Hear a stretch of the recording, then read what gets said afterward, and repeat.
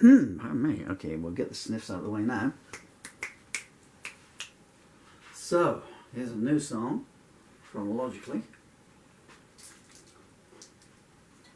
on the grounds that I just wrote it 20 minutes ago. This will be take one or take two. Anyway, it doesn't know my I'm just, these are notes to myself here. The first note is change the microphone for one that might not set fire to me at any second. Okay, this is called It's Not A Dress Rehearsal, brackets, Lynn's song, close brackets. And I've had two goes at this. I was going to try an electric version, and that didn't come out, and then I did an acoustic version. This song is pitched way above my vocal range. Hey, I'm 65 next week. Everything's above my vocal range. What have I just fallen over? I just fallen over a strap of my guitar. I've fallen over so well. Anyway, so I apologise in advance. I'm not going to be able to hit the notes on this. Adele, the song here for you to sing.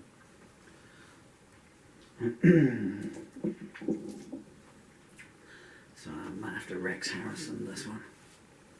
Why did I say Rex Harrison? Rex Harrison, not a nice man. It's like, in fact, I've got him in my brain. So I slow it down. 1, 2, 3, 4.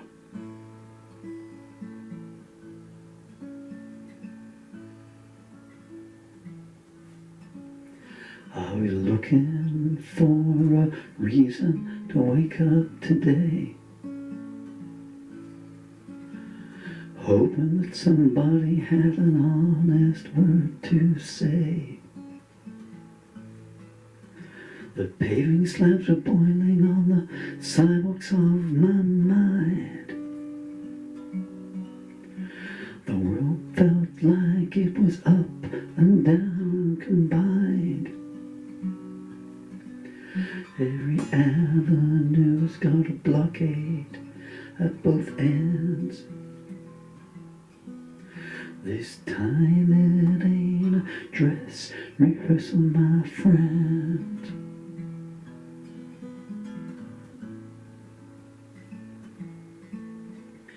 Poison waves are rolling up on every beach, and the lifeguards of my soul are keeping out of reach. I'm lying on the floor to find stability. Where there was once strength, there's now fragility. You don't realize how fast the last grain descends. This time it ain't a dress rehearsal, my friend.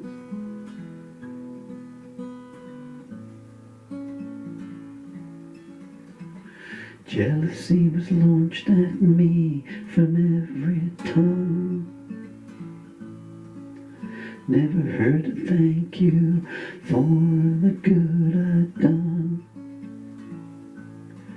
I lived in a log cabin made from lonesome pines. There's a glass of emptiness here, and I guess it's mine. Give my warmest thanks to anyone who attends. This time it ain't a dress rehearsal, my friends.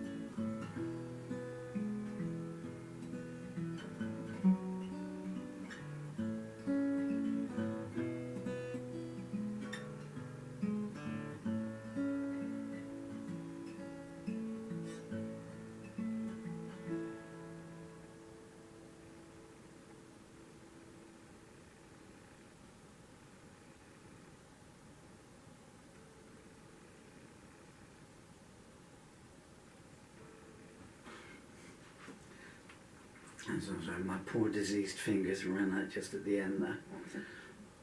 There's an instrumental between verses 2 and 3. But I can feel what's left of the fingers going, and I want to do that. Okay, so as this will have to be the uploaded one, I'm about to do the fiendish plot of Fred Fu Manchu here. So that's called It's Not A Dress Rehearsal. And I'll just talk a little bit about that song because I think it maybe needs it. So, because I'm sure a lot of people might think it's about me, but it's not.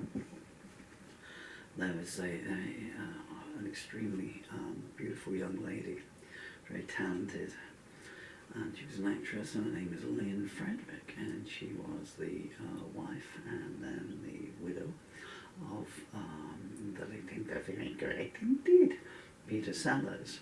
But to put her under that heading, an equal footing, but she was Lynn Frederick, and that's an equal, I think. When Peter Sellers died, because I'm old enough to remember, it was 1980, and there was a terrible, I remember being in charge at the time and going in the Dolphin Inn. What would I have been in 1980? Well, I would have just turned 20, I guess, because Peter died in the July, did he not? Oh, he was born in the July. No, maybe he must have, no, was it the October he died? It was the December we lost John. So, but let's get in the focus. And it was just, Chard in Somerset was a rough place. If you're in America, it's like, I don't know, the Bronx or something like that, you know. The 1930s Bronx, you know, sort of Al Capone and that kind of stuff. And the Dolphin was a real spittoon kind of place, you know. Very rough, you know. And it was like, school, the Dolphin prison, and then the Dolphin benefits office, Dolphin prison. And I joined the army, and so I was away from, I'd been in the army, so I've not fallen into that trap. And there was what people who you would not think had sat down and seen, I don't know, I'm All Right Jack, or The Mouse That Roared. You know, people strangling unicorns with their bare hands, and you know, but today we're sorry about it sound. But where I'm going with this is that you know, the heroes and villains, I guess we all felt that, like, I can't say for the rest of the nation, it seemed like something had been taken from us. Because his movies were on every Sunday afternoon, or so it's seen on television, those black and white movies. Not the American ones, we didn't see the American failure ones, you know, they weren't shown here. Like, I don't know, Girl in My Suit. I remember watching Casino Royale once with a relative of mine, and we were just, what the heck is this? It's Peter Sellers, he's funny, yeah? Okay. Anyway, for the 10th time. But the press portrayed Lynn Frederick in a very bad light. And we believed it. But in 1980, you had no choice but to believe what was in the press. In the main, there was no other point of reference. There was nothing else, you know. So if the press had a uniformity, it had to be true. It's in black and white in the newspaper. You know, no internet, no communications and stuff, you know. And the bad press continued. I was as guilty of it as anything. I didn't know the lady, I knew nothing at all about her. But in the daily, whatever, the daily trash. And it came from bad press. He died alone, and she'd gone home and left him. And then 30 years later, you find out that she'd been sent home by the hospital. They were saying that you've been here all this time. It's doing you no good. He's stable in his coma, you know, he's not going anywhere.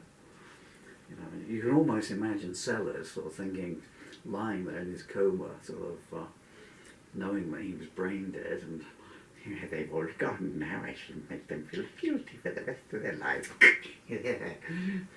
One last click of the revenge switch. And then the lady didn't do herself any favours, I would say, by the Sellers had written his children out from his will, as he was about to do to her, but we didn't know that at the time either. So all the time she's nursing him, he's sat in the Dorchester Hotel. I leave my wife Lynn nothing at all, and I'm going to divorce her as well. So. But we didn't know that. It all comes out later down the line, I guess.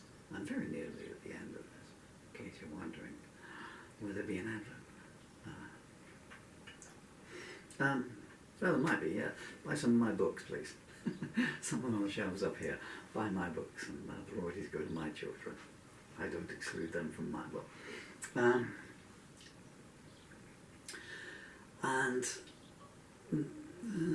Spike said some bad things about Miss Frederick over a course of years, some of which seem to be true. I mean, she certainly seems to have lied to him about when he was trying to get films and photos back, and finally she wrote to him that. And he said, oh Spike, I'm sorry, but Peter took them all and burnt them, and then after her passing, the unseen Peter sat there, and, you know, he hadn't burnt them at all. Maybe he burnt a couple, but there was so much left that Spike wanted. I think he hung a letter in his bathroom. Let it go, Spike. And the lady had a terrible time. I only found out yesterday that she was blacklisted by Hollywood.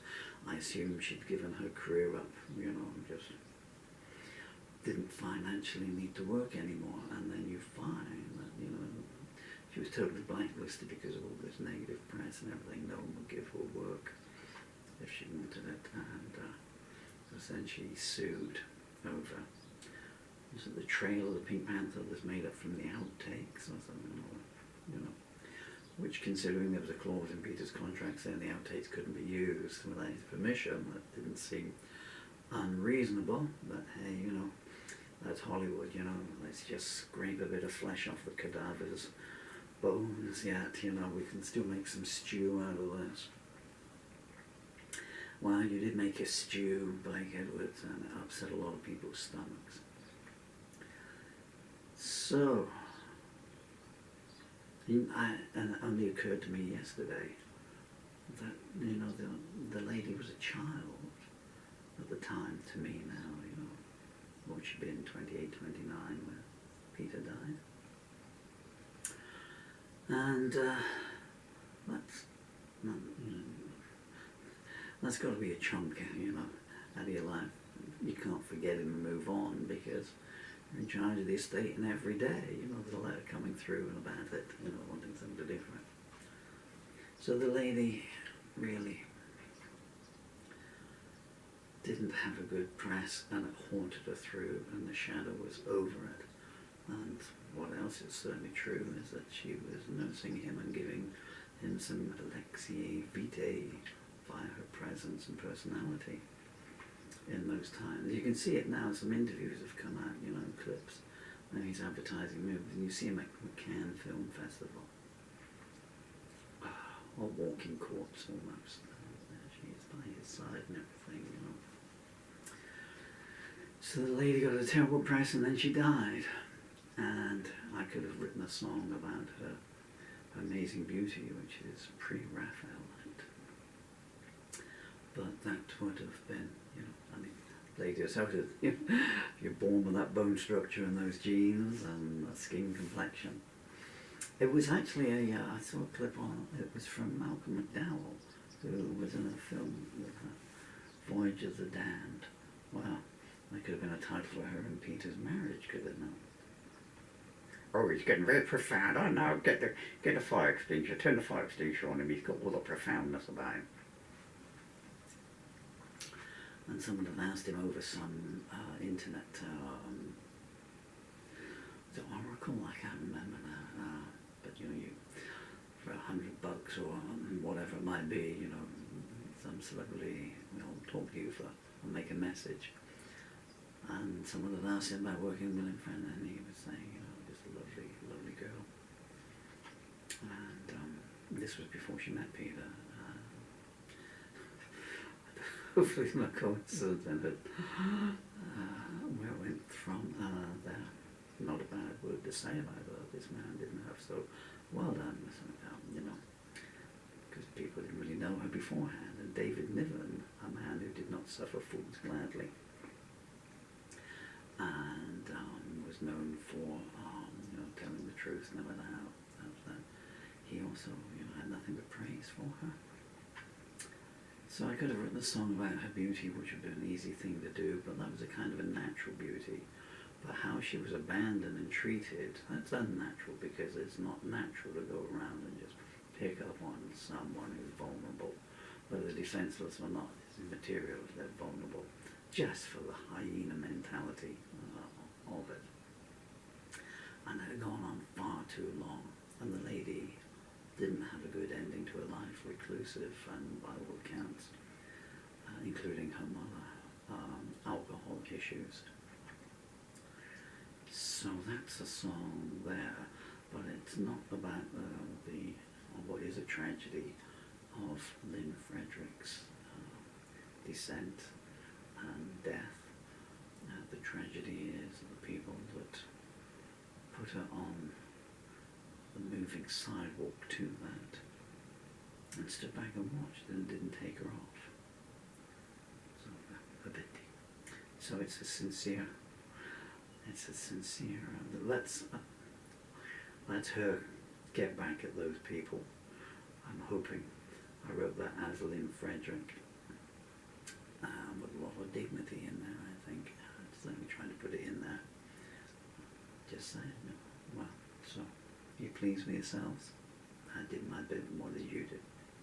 So there you go. Okay, so I'll try it again. I don't know if I've got any throat left after all this talking, let alone trying to hit the notes from F sharp minor to a B minor. What am I playing at there?